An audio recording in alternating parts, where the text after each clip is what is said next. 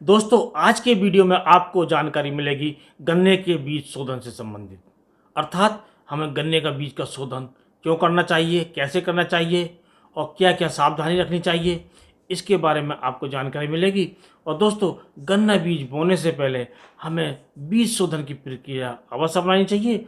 ऐसा करने से हमें अपने गन्ने में बहुत से जो रोग आते हैं फफूंदी जनित, उनका सामना नहीं करना पड़ता या बहुत कम करना पड़ता है। जिसका मतलब होता है हमें विभिन्न प्रकार की जो दवाएं लगानी पड़ती हैं उनका खर्चा बचता है, उनसे पैसा बचता है। और यदि हम इस प्रक्रिया को अपना लें, अर्थात हम बीज शोधन द्वारा अपने गन्ने को बोएं, तो हमें ज़्यादा लाभ मिलेगा और बीमारियों से बचाव रहेगा। इसका मतलब होता है कि हमें कम दवाएं लगानी पड़ेंगी और हमारा कम खर्चा होगा। तो दोस्तों, सबसे पहले बात करेंगे जो बीज शोधन होता है उससे पहले हमें क्या क्या सावधानी रखनी चाहिए।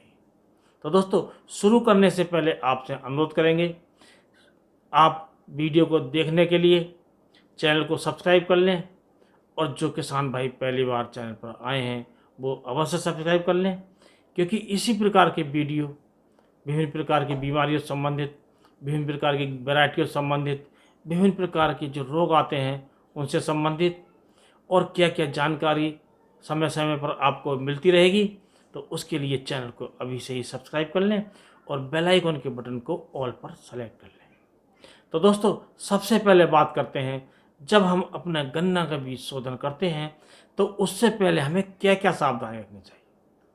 तो सबसे बड़ी जो सावधानी है वो ये है कि जो हम गन्ने का बीज लेते हैं, चाहे हम मोल लाते हैं, बाहर से खरीदते हैं या अपने खेत से लेते हैं, तो हमें ये ध्यान रखना आवश्यक है कि उस फसल में कोई भी फफूंदी जनित बीमारी नहीं आई हो और ख़ास तौर से जो रेड रॉट बीमारी आती है वो नहीं आई हो, क्योंकि अगर हम ऐसी बीमारी युक्त गन्ने का बीज लेते हैं तो हम बड़ी समस्या में फंस सकते हैं।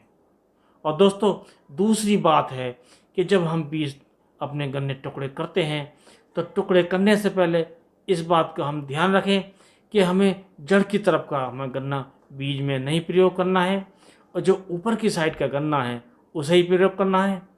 क्योंकि दोस्तों, जो गन्ने की जो नीचे का भाग होता है जिसमें जड़ें होती हैं उसमें चीनी की मात्रा ज़्यादा होती है, पानी की मात्रा कम होती है, जिससे हमारा जो गन्ने का जमाव है वो कम मिलता है।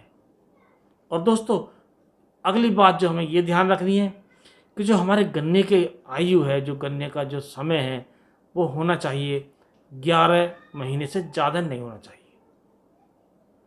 और ज़्यादा कम भी नहीं होना चाहिए। अर्थात गन्ना ज़्यादा कच्चा भी नहीं हो और ज़्यादा पका हुआ भी नहीं हो, तभी हमें पूरा जवाब मिलता है, तभी हमें अपने गन्ने से ज़्यादा पैदावार मिलती है। तो दोस्तों, अब आपसे बात करते हैं कि बीज शोधन हमें कौन सी दवाओं से करना चाहिए और किस प्रकार करना चाहिए। तो जो सबसे ज़्यादा सुलभ है, सबसे ज़्यादा जो सस्ती है, वो दवाई आती है कार्बनडाजिम 50% WP, और जिसका जो ब्रांड है वो आता है बाविस्टिन। बाविस्टिन को हर किसान जानता है, हर क्षेत्र में मिल जाती है, हर जगह मिल जाती है और सस्ती मिलती है और ये काम भी अच्छा करता है। और बहुत सी दवाएं आने लगी हैं, जैसे टेबुकोनाजोल है या एमिस्टार टॉप है, ये दवाएं भी आ रही हैं, इन्हें प्रयोग कर सकते हैं। लेकिन बाविस्टिन जो दवा है वो काफ़ी सस्ती होती है और बाविस्टिन की जो आपको मात्रा लेनी है वो लेनी है 2 ग्राम प्रति लीटर पानी में। अर्थात यदि आप 100 लीटर पानी लेते हैं तो उसमें आप लीजिए 200 ग्राम बाविस्टिन, अर्थात कार्बनडाजिम 50% WP। और दूसरी आपको दवा लेनी है वो लेनी है इमिडाक्लोप्रिड 17.8 SL, ये 100 ml लेनी है और इन दोनों को 100 लीटर पानी में घोलिए और जो आपके गन्ने के टुकड़े हैं उनको इसमें भिगोएं और इसे आप 20 मिनट तक डुबो कर रखिए। ऐसा करने से फायदा जो ये होता है कि जो दवा है हमारी गन्ने के अंदर कटे हुए भाग से ज़्यादा तक अंदर पहुंच जाती है और जो सिंगल बट के टुकड़े हैं वो ज़्यादा अच्छे रहते हैं कि उनकी लंबाई कम होती है और उसमें दवाई हमारी आर पार हो जाती है और ज़्यादा हमें लंबे गन्ने के टुकड़े नहीं लेने चाहिए। यदि आप सिंगल बट से नहीं बोते हैं तो आप जो 2 आँख के टुकड़े हैं उन्हें भी ले सकते हैं। पर इस बात का ध्यान रखना चाहिए कि हमें 20 मिनट तक डुबो कर रखना चाहिए। और दोस्तों, हमारे किसान 90% आज भी ऐसे हैं जो बीज का शोधन नहीं करते हैं, और उनका जो शोधन का ना करने का जो कारण है वो ये नहीं है कि वो नहीं जानते हैं, उनको जानकारी नहीं है, लेकिन वो आलस बस नहीं करते हैं और इसमें वो झंझट समझते हैं।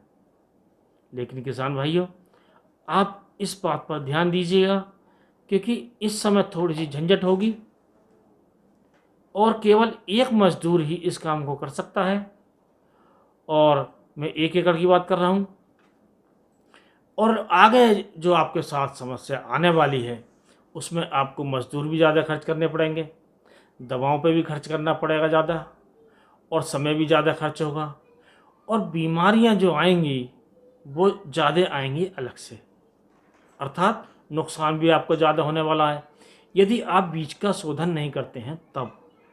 यदि आपने बीज का शोधन कर लिया तो आपको बीमारियों से कम लड़ना पड़ेगा, साथ ही श्रम भी बचेगा, समय भी बचेगा, पैसा भी बचेगा, और कुल मिलाकर आपको उत्पादन भी ज़्यादा मिलेगा। तो दोस्तों, इस प्रकार आप अपने गन्ने का बीज शोधन करके विभिन्न बीमारियों से तो बच ही सकते हैं, इसके साथ साथ समय भी बचेगा और पैसे की बचत होगी।